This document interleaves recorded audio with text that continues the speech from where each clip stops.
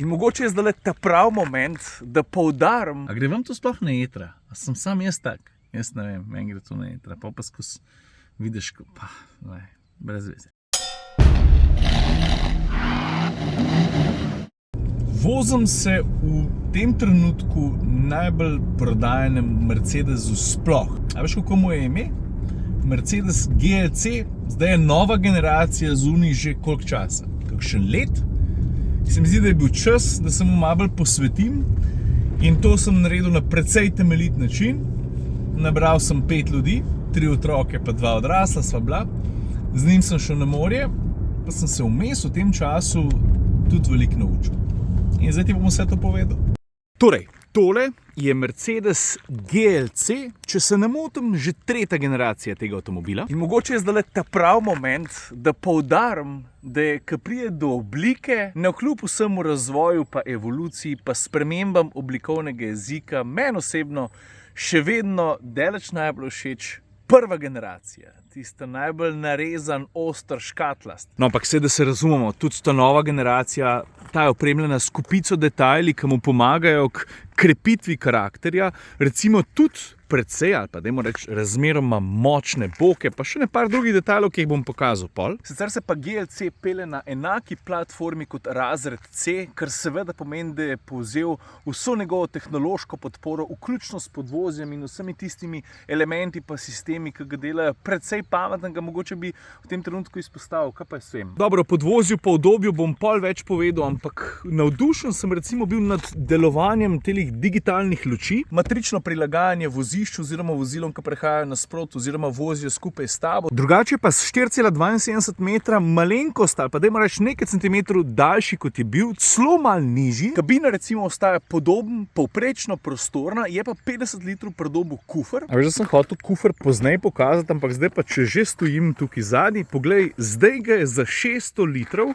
Mimogrede, tale gajbica nam je prav prišla, gre za zložljivo zadevo.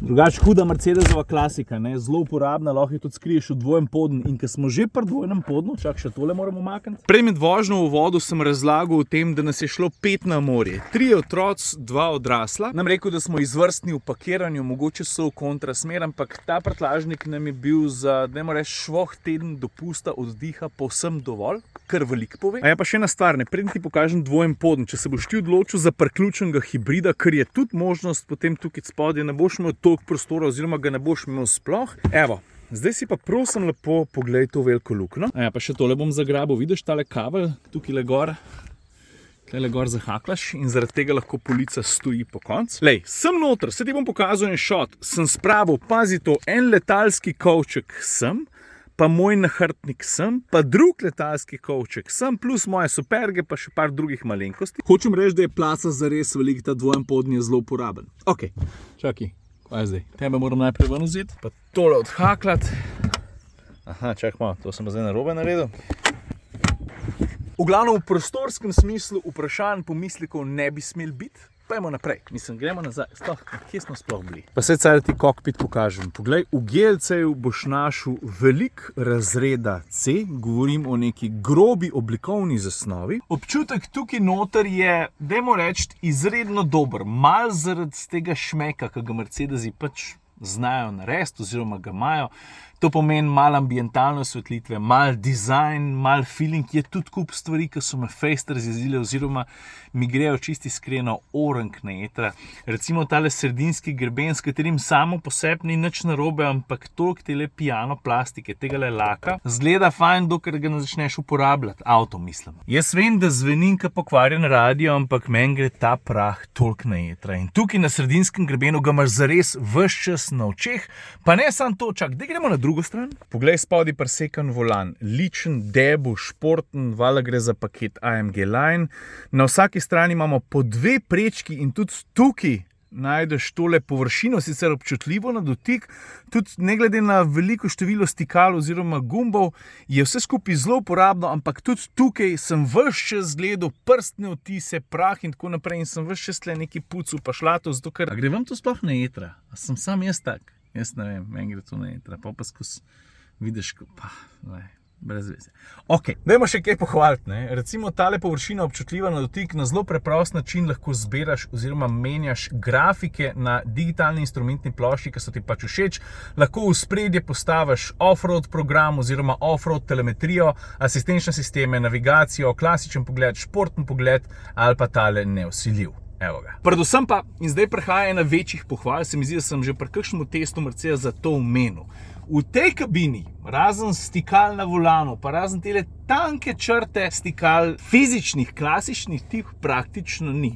Ampak a veš kaj? Mercedes je ena tistih znamk, in to vem, da sem povedal že pri razredu S, kjer fizičnih tipk v resnici nisem prav zelo pogrešil, zato ker so stvari narejene tako, da dela, da so poenostavljene, preproste, da se v menijih hitro znajdeš, meni je zelo odziven, hitro prilagodljiv, karkoli iščeš, razmeroma hitro najdeš. Mislim, da se razumemo, če mi ponudiš ti klasiko, pa tole bom še vedno rajši izbral klasiko, ampak če že moram, če sem že soočen s kokpitom brez klasičnih stikal, ja, pol bi izbral pa tega. Tukaj spodaj, da boš lažje videl, lahko dostopaš do nekaterih podmenijev, recimo izbira voznih programov, Dynamic Sport in tako naprej. Zdaj ne bomo tukaj izgubljali časa, pa potem lahko zbereš tudi bližnjico do nekaterih tehnoloških pripomočkov oziroma sistemov. Tole je recimo en način, ki je bil meni še posebej všeč. Poglej to, način za avtopralnico. Tukaj se avto samodejno prilagodil, ogledali poklopljeni, okna zaprta, parktronik izklopljen, senzor za dež izklopljen, brizalnik zadnjega stekla izklopljen. Način upravljanja tega avtomobila s tem zaslonom na dotik mi je zelo ustrezal. Me je pa ena stvar precej zmotila. A spet, Ciril, a spet te neki zmotili, ja, ne morem pomagati. Veš kaj? Ta zaslon je bil,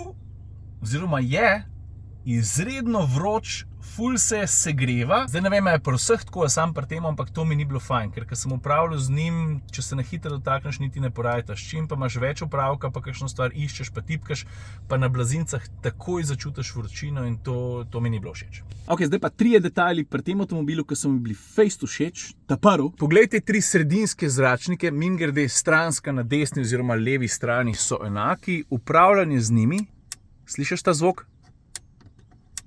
Upravljanje z njimi je v užitek. Ta drugi detajl, tukaj pridemo pa spet do oblike oziroma do tistih drobnih prijemov, ki naredijo GLC-ja še malo bolj zanimivega. Ne mi povej, če boš zdaj opazil nekaj. A vidiš tole masko, ne? Ni on klasičen honeycomb, kako se mu že reče, ampak je sestavljena iz komada, nisem šel štet, drobnih Mercedesovih zvezdic. To mi je všeč. Pa ta tretji detajl, samo malo.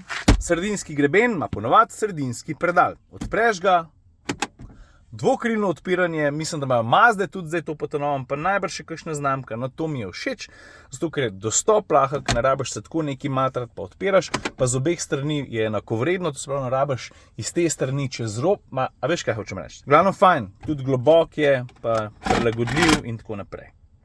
Ok, gremo naprej. Za kabino sem rekel, da je prijeten prostor, sedi se dobro, to ni pri Mercedesih nič novega, je pa res, da me je malo zmotila pa kakovost materialov. Jaz bi od GLC-ja, od razmeroma od dragega avtomobila pričakoval malo bolj kvalitetno plastiko tukaj na armaturni plošči. To že drži. Drugače, armaturna plošča mi je všeč tudi, kako je, dajmo reči, na nek način malo organsko oblikovana, da linije res lepo tečejo, to mi je všeč, ampak tole bi lahko bilo boljše.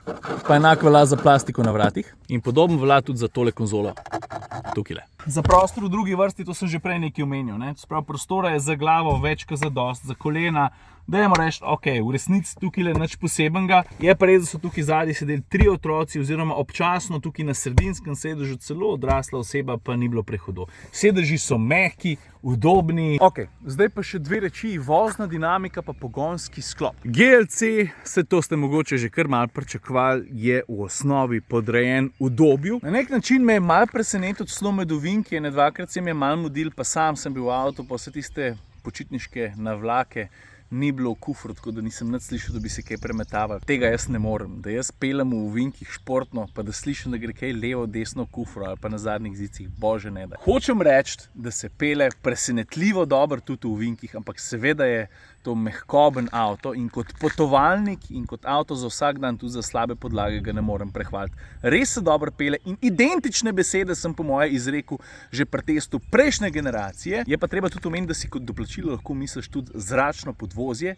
in takrat se stopna udobje dvigne še za eno raven. Kaj sem zdaj opazil, vidiš, tale zračnik za optimalnejši pretok zraka sploh ni fake, tako kot pri večini avtomobilov, tako da pohvala to. Zdaj te pa najbrž že zanima, kaj ga poganja. Le kaj piše na zadku? GLC 220 dizel, gre za klasičnega 2-litrskega dizla švoh 200 konji. Poraba, ta se je gibala med 7 in 9 litri. Predvsem pa ne smem pozabiti povedati, da gre v resnici za blagega hibrida. In če še danes ne veš, kakšna je razlika med polnim in blagim hibridom, ja, pol imamo problem. Pejt malo pobrski za nazaj, Komotar, Toyota RAV4 na YouTube, pejt, pa sem ti tam vse razložil, kaj je priključen hibrid, poln hibrid, pa blagi hibrid. In motor, njegovo delovanje oziroma delovanje celotnega pogonskega sklopa ne morem prehvaliti. Pa pustimo zdaj porabo. Ta je takšna, kot je, lahko ima višja, lahko ima nižja. Bolj pomembno je, kako se ta pogonski sklop kot celota holistično v odnosu do voznika in njegovih zahtev obnaša. A veš, ker je blagi hibrid in se zanaša tudi na 48-voltno napeljavo in dodatnih nekaj kilovatov, to seveda v sodelovanju z zelo odzivnim dizlom z izredno linearno dostavo navora pomeni krasen rezultat. Hočem ti povedati, da je bil to eden prvih dizlov, pri katerem sem imel podoben občutek pri vožnji kot pri Darkotu, kjer je ta izmenjava štroma pa uslug bencinskega motorja teče res gladko. Odzivnost, glede na to, da gre za turbodizla, je špica. Motor mirno teče, tudi zelo tih je, kabina je dobro zatesnjena, menjalnik z 9 stopnjami razpolaga, je krasen. Pa še nekaj res ne, tisti feeling, ki natankaš do konca, pa ti avto pove, da imaš zdaj pa, ne vem, 900 km do vsega. Smo se tudi že kar malo odvadili. Ok, zdaj nam ostane pa samo še ena stvar, in to je cena. Torej, Mercedes GLC 220 diesel Firmatic, mimogrede, vsi GLC-ji so 4-kolesno gnani. Če se ne motim, je Mercedes hotel to prodati kot nekaj absolutno in popolnoma novega, ki je bil avto lani predstavljal na slovenski predstavitvi, ampak starja, ni bilo že pri prejšnji generaciji tako. A? Neka fora. Hočem reči, da ta avto v osnovi košta dobrih 68 000 evrov. Zdaj, ali pri Mercedesu ponujajo kakšne popuste oziroma pakete, tega jaz ne vem. To se morate sami pozanimati. Običajno je tako, da avtomobilske znamke, da ti šenkajo kakšnega Jurija 2, če se za kaj odločiš, ampak to zdaj tako na pamet govorim, da Bog pomagi. Seveda je pa testni avto dodatno obogaten še z marsikakšnim sistemom in ceno točno tega, ki ga gledaš v tem trenutku, sem ti zdaj napisal tukaj. In to je v osnovi to, kar ti imam jaz zapovedati o novi generaciji GLC-ja, zdaj, ki ga z tega kota gledam, mater je čeden. In to je to. Za konec pa en lep pozdrav z Gradiškega jezera. To je tukaj, zraven Lukace, odkudar jaz prihajam. 4 km 200 metrov, kako smo rekli, da je en krog. Fajn za špancir. Ok, to je to. Fuk, lepo se imejte, če imate kakšen komentar, kakšno mnenje, glasite se, kaj vam je narobe. Ajde. Čau. Le še labode imamo, mater.